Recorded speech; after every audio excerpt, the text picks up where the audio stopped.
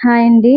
అందరికీ నమస్కారం. అందరూ ఎలా ఉన్నారు? బాగున్నారా? ఈరోజు నేను ప్రిన్స్ కట్ బ్లౌజ్ ఎలా కట్ చేయాలనేది చెప్తున్నాను. దానికోసం నేను 1 మీటర్ లైనింగ్ తీసుకొని తడిపేసి ఐరన్ చేసుకొని పెట్టాను. బ్లౌజ్ తీసుకోండి. ఈ విధంగా పరుచుకొని ఫస్ట్ కుట్టు నుంచి అటువైపు ఫస్ట్ కుట్టుకి ఎంత వస్తుందో కొలుచుకోండి. నాకొచ్చి ఇక్కడ 20 వచ్చింది. దాంట్లో హాఫ్ చేస్తే 10 ఇంచెస్ మాట. ఈ బ్లౌజ్ వచ్చేసి మనకి 40 సైజ్ బ్లౌజు. పొడవు వచ్చేసి బ్లౌజ్ పొడవు 14 ఇంచులు వచ్చింది. 1 ఇంచ్ ఎక్స్ట్రా కలుపుకుంటే 15 ఇంచులు. ఇక్కడ మనకి లైనింగ్ వచ్చేసి ఒక ఫోల్డింగ్ మీద ఉంది. కిందన మనకి హెచ్‌డబ్ల్యూ ఉన్న క్లాత్‌ని ఒక మార్కింగ్ చేసుకొని, మనకి బ్లౌజ్ పొడవు వచ్చి 15 ఇంచులు అన్నాను కదా! 15 ఇంచులకి మార్కింగ్ చేసుకొని ఒక లైన్ మార్క్ చేసుకోండి. మనకి బాడీ లూజ్ వచ్చేసి 10 ఇంచెస్ అండి. 20లో హాఫ్ చేస్తే 10 కదా! 10 ఇంచెస్ ప్లస్ 2 ఇంచెస్ ఎక్స్ట్రా మాట ఖర్చుల కోసం. సేమ్ అలాగే పైన కూడా మార్క్ చేసుకొని ఒక లైన్ అనేది డ్రా చేసుకోండి. 10 ఇంచెస్‌కి ఒక లైను, 2 ఇంచెస్‌కి ఒక లైను మార్కింగ్ అనేది చేసుకోండి.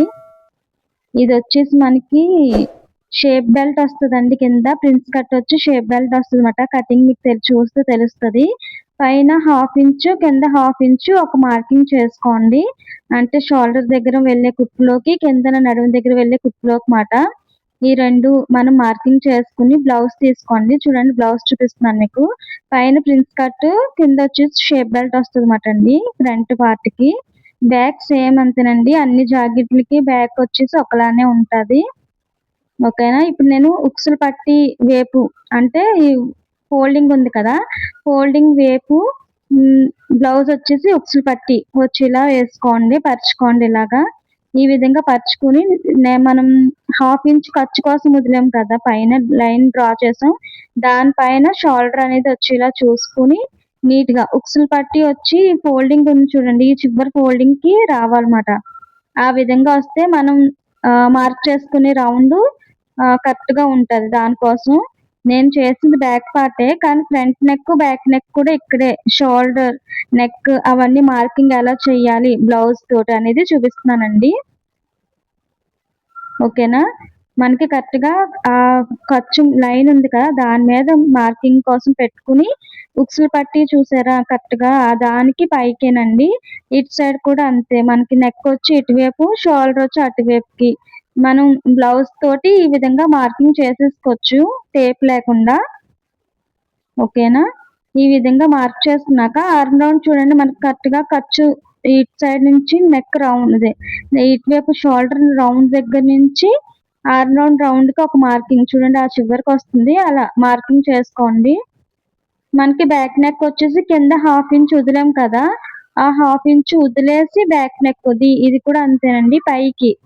దాని మీద కొంచెం ఒక పావించు పైకి మాట మార్కింగ్ అనేది చేసుకోండి. ఓకేనా? ఇక్కడ నేను బ్యాక్ నెక్, ఫ్రంట్ నెక్ ఒక వైపుకే పెట్టాను చూడండి. ఇక్కడ ఆర్మ్ రౌండ్ కరెక్ట్‌గా వచ్చిందా లేదా అనేది చూడడానికి ఆ ఖర్చులు లోపలికి మడతెట్టి చేసుకుంటే తెలుస్తది. టేప్‌తో చూడండి. ఆర్మ్ రౌండ్ వచ్చేసి 6 ఇంచెస్ పెట్టాను. Neck 3 inches. నెక్ వచ్చేసి 3 ఇంచెస్ అండి. షోల్డర్ వచ్చేసి 3 ½ ఇంచెస్ మాట. షోల్డర్ మనకి 3.5 ఇంచులు వచ్చింది చూడండి. ఇక్కడ నేను 6 ఇంచులు వచ్చింది కదా! 6 ఇంచులు కూడా ఇక్కడ మార్కింగ్ చేసుకున్నాను. మనకి నెక్ వచ్చి 3 ఇంచెస్ వచ్చింది. కింద డీప్ వచ్చేసి ఒక హాఫ్ ఇంచ్ కలుపుకొని 3 ½ పెట్టుకోవాలండి. 3.5 ఇంచులు పెట్టుకోవాలి. పైన 3 పెట్టామంటే ఇక్కడ 3.5 పెట్టుకోవాలి. ఇది కింద గీసిన లైన్ మనకి బ్యాక్ నెక్ అండి. వెనకాల మెడ. ఇది ఎదర మెడ అండి ఫ్రంట్ నెక్. చూడండి 6 ఇంచెస్‌కి మనం ఆర్మ్ రౌండ్ చెప్పాను కదా! దానికి ఒక మార్కింగ్ అనేది చేసుకోండి. ఒక బాక్స్‌లో మార్కింగ్ అనేది చేసుకుంటే మనకి రౌండ్ చేయడానికి ఈజీగా ఉంటది. ఆర్మ్ రౌండ్ దగ్గర లోతు వచ్చేసి 1.5 ఇంచు. 1.5 ఇంచు లోతుకి మార్క్ చేసుకొని రౌండ్ తీసుకోండి. బ్యాక్ నెక్ రౌండ్ ఇది కూడా అంతేనండి. ఫ్రంట్ నెక్ రౌండ్ 2 రౌండ్స్ అనేది మనం నెక్ మార్కింగ్ రౌండేనండి.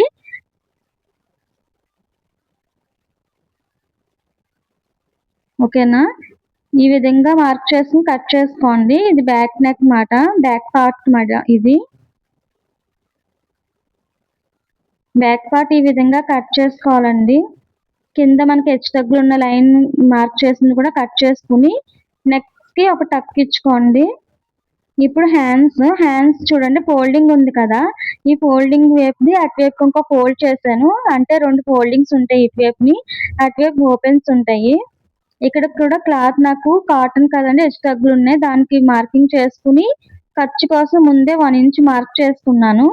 మనకి హ్యాండ్ పొడవు వచ్చేసి 10 ఇంచులు. హ్యాండ్ పొడవు వచ్చేసి 10 ఇంచులు అండి, చెయ్యి పొడవు 10 ఇంచులు మాట. 10 ఇంచులు ఖర్చుకి 1 ఇంచ్ గీసుకున్నాను కదా, ఆ లైన్ మీద నుంచే మార్కింగ్ చేసుకుంటున్నాను.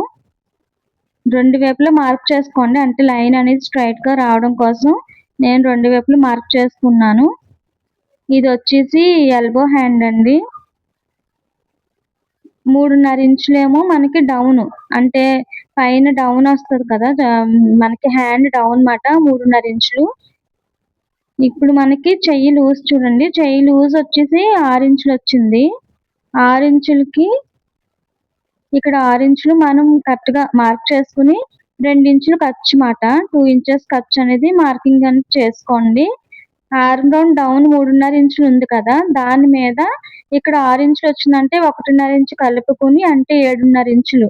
1.5 ఇంచు కలుపుకొని 7.5 ఇంచులు ఆర్మ్ రౌండ్ డౌన్ లైన్ ఉంది కదా, అక్కడ ఒక మార్కింగ్ చేసుకోండి.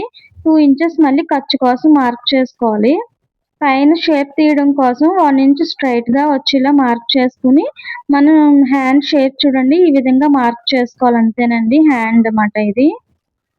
ఓకేనా? ఈ విధంగా మార్క్ చేసుకొని కట్ చేసుకోవాలండి. హ్యాండ్ వచ్చేసి మనకి ఎల్బో హ్యాండ్ అండి. మనకది కట్ చేస్తుంది వేస్ట్. చూడండి ఇక్కడ మనకి షేప్ అనేది 1 ఇంచ్ స్ట్రైట్ తీసుకుని మిగతాది నాకొచ్చేసి ఇక్కడ హ్యాండ్స్ దగ్గర క్లాత్ అనేది జాయింట్ చేయాలి. ఇక్కడ ఒక టక్స్ ఇచ్చుకోండి, అంటే మనం షోల్డర్ జాయింట్ చేస్తాం కదా, అప్పుడు మనకు అది కరెక్ట్‌గా అది అని తెలియడం కోసం అన్నమాట. ఓకేనా? ఇది విడిగా చేశాను చూడండి, ఇదండి హ్యాండ్ అయిపోయింది. ఇప్పుడు బ్యాక్ పార్ట్ తీసుకోండి. బ్యాక్ పార్ట్‌లో మనకి షేప్ పట్టి వస్తది కదా ఫ్రంట్ పార్ట్‌లో, దానికోసం 2 ఇంచెస్ మైనస్ చేయాలి. అంటే కట్ చేయమని కాదు, జస్ట్ మార్కింగ్ చేసుకోండి. 2 ఇంచెస్ మనకి ఫ్రంట్ పార్ట్‌లో మైనస్ చేయాలి కాబట్టి బ్యాక్ పార్ట్‌లో 2 ఇంచెస్ ఇలా మనం లోపలికి ఫోల్డ్ చేసేయండి. ఫోల్డ్ చేసి మనకి మిగిలిన క్లాత్ ఉంది కదా, అది తీసుకుని ఫ్రంట్ పార్ట్ ఇది వచ్చేసి మనకి ప్రిన్స్ కట్ వస్తదండి. దానికోసం మనం స్ట్రైట్ గానే వేసుకోవచ్చు క్లాత్. ఎటు సైడ్ మనకి కరెక్ట్‌గా సరిపోతుందో చూసుకోండి, అడ్జస్ట్ చేసుకుని వేయండి. క్రాస్ వేయక్కర్లేదు, స్ట్రైట్ వేసుకుంటే సరిపోతది ప్రిన్స్ కట్ కాబట్టి. ఓకేనా? నాకు కింద క్లాత్ చూడండి అడ్జస్ట్ అవ్వలేదు, ఇంకొంచెం నేను వేసుకుని ఫ్రంట్ నెక్ పైన మార్క్ చేసుకున్నది ఫ్రంట్ నెక్ మాట. దాన్ని చిన్న ట్యాప్ చేస్తే మనకి చూడండి ఆన్బల్ అనేది పడిపోద్ది, ముద్ర వచ్చేస్తది. మనకి బ్యాక్ పార్ట్ ఎలా అయితే ఉందో సేమ్ అదే విధంగా మార్కింగ్ చేసేసుకోండి. నేను వీడియోలో చూపిస్తున్న విధంగా మార్క్ చేసుకోండి. ఓకేనా? అంతేనండి, మనం మార్క్ చేసుకున్నాం కదా.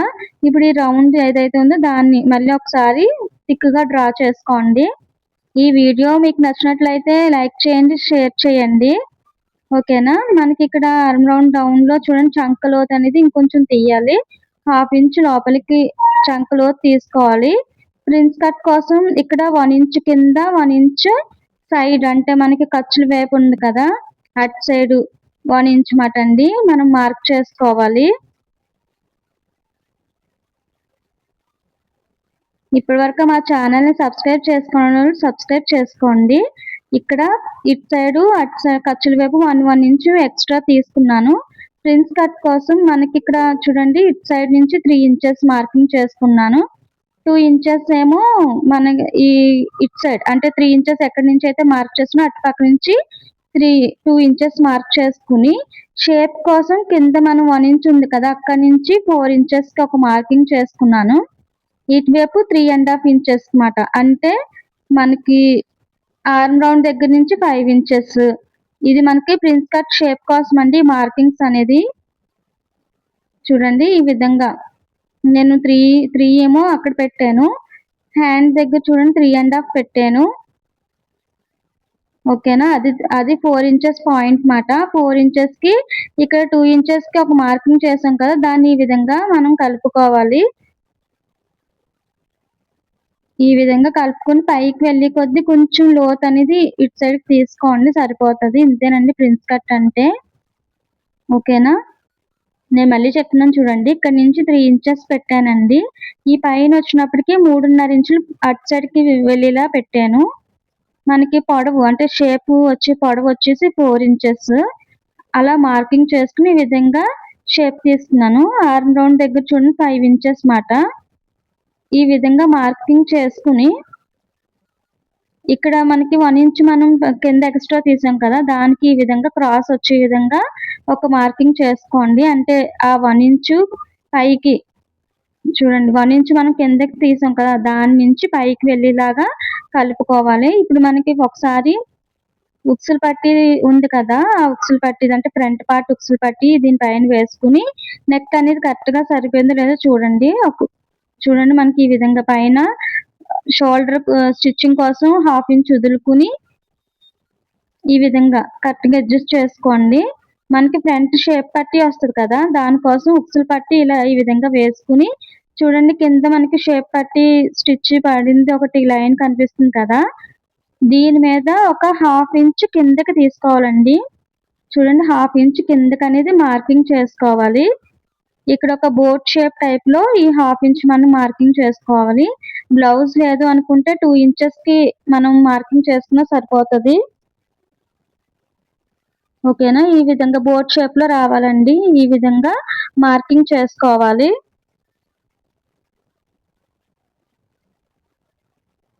మార్కింగ్ చేసిన విధంగా కట్ చేసుకోవడమేనండి.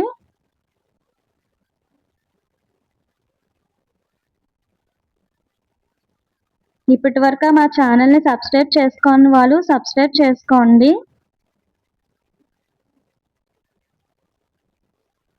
ఓకేనండి.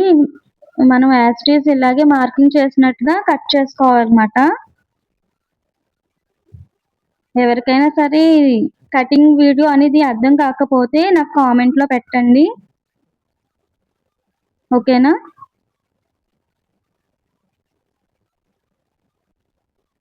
సేమ్ యాజ్ ఇట్ ఈజ్ మనం ఎలా అయితే మార్కింగ్ చేసుకున్నామో ఆ విధంగా కట్ చేసుకోండి. చూడండి నేను ఇలా వస్తదన్నమాట ప్రిన్స్ కట్ అంటే.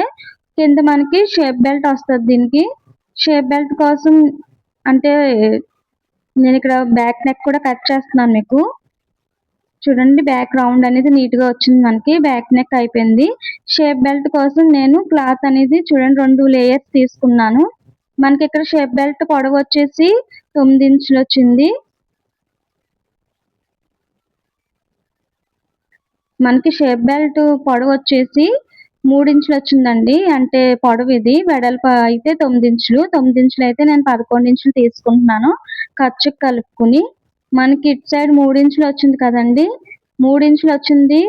దానికొక 1/2 ఇంచ్ కలుపుకొని 3.5 ఇంచులు మనకి ఉక్సులు పట్టి వైపు వచ్చే విధంగా మార్కింగ్ చేసుకోవాలి. ఖర్చు వైపుకి ఒక 1/2 ఇంచ్ తగ్గించుకొని 3 ఇంచులు. అంటే మనకి ఉక్సులు పట్టి వైపు 3.5 రావాలి. ఖర్చుల వైపు 3 ఇంచులొచ్చే విధంగా మార్క్ చేసుకొని, మార్కింగ్ చేసుకున్న విధంగా మీరు కట్ చేసుకోండి. 3.5 వచ్చింది చూసారా? అక్కడొక టక్ ఇచ్చుకోండి. అంటే మనకి ఉక్సులు పట్టి వైపు రావాలనేసి. నేను మీకు మళ్ళీ వేసి చూపిస్తాను చూడండి. ఈ విధంగా మనకి ఫ్రంట్ పార్ట్ అనేది వస్తది. ఈ విధంగా లైనింగ్ అనేది కట్ చేసుకోవాలండి. Thank you.